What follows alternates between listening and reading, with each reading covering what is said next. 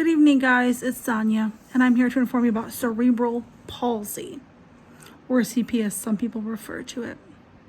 Some of you may ask, what is cerebral palsy? Well, CP affects thousands of infants, children, and adults each year. According to the National Institute of Health in 2014, an estimated 500,000 infants, children, and adults in the U.S. showed one or more symptoms of CP. CP is prevalent in today's society and is the most documented disability in the Birth Help Injury Center in 2019. I am going to inform you, my audience, of the disease and of the symptoms, and then we will move into what it is like for adults and children living with CP every day. And lastly, we will discuss treatment and medications to make someone who lives with CP more comfortable, because there is no cure for CP. First off, CP is a congenital disorder. Congenital, for those of you who don't know what that is a physical abnormality present at birth. So therefore, CP in terms is a disorder of movement, muscle tone, and posture. CP is caused by abnormal brain development or damage to the brain, causing the child's inability to control their muscle tones. Symptoms of CP are exaggerated reflexes, involuntary motions, and floppy or rigid limbs. Now, these symptoms usually occur in early childhood. Growing up with a sister who has CP, I have become very fascinated with this topic and have wanted to learn more over the years, especially because I wanted to know what she was going through and how that not only affected her, but affected those around her. Excuse me.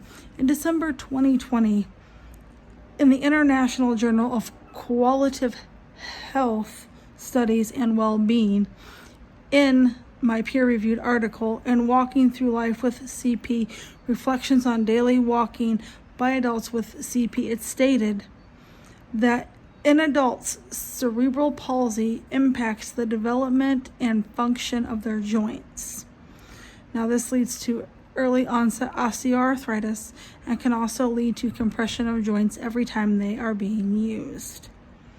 Now, in children, CP affects their gross movement and fine motor coordination, and it can also affect their sensory skills, language, and social and emotional development. Excuse me. Now, just imagine for adults, every time they go to stand up, sit down, walk to the bathroom, get a drink of water, whatever it is they're doing, something in their everyday life that they were used to doing 100 times before, it hurts. And there's nothing that you can do about it but treatment or medicine that will make you comfortable for a little while. And children, how do they feel? Not having control of some of their sensory skills that they should have, like their speech, or maybe some of them cannot hold a pen correctly. It's those kinds of things that really makes this topic hit home for me. And lastly, the most common treatment for CP is physical therapy and rehabilitation. Now, there are several therapies and alternatives for people with CP. There are other, little, I guess you want to say, quadrants. So there's cerebral palsy, and then there's, say, you could have another disease, but that still falls under the cerebral palsy category, while that one may have another treatment that CP itself does not have. So when I say other alternatives, depending on what, I guess, category the disability falls under, even though it's still considered cerebral palsy, if that makes any sense, depends on the treatment or the alternative. So any therapy that involves speech or movement is going to be very effective, or we hope is very effective for those with CP.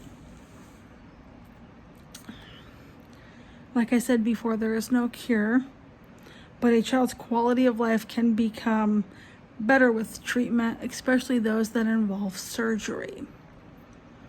There are also medications that can help with stiff muscles, such as muscle relaxers. Some of them will take anti-inflammatories. Some of them can take anticonvulsants. Some of them may even take antidepressants just because they're depressed. So again, there are several different medicines depending on which disease you have that falls under the category of cerebral palsy. Then that will also depend on what medicine you can also very well take. So like I said before, CP is a very prevalent and common disease among infants, children, and adults. With you this evening, I have not only discussed what the disease is, but also its symptoms, what it is like for children and adults to live every day with CP, and also treatments and medications that can be used for people who have CP. Now, I hope with this speech that some of you have learned or have a better understanding of what CP is and what to look for if you believe that someone has onset symptoms of CP. Thank you.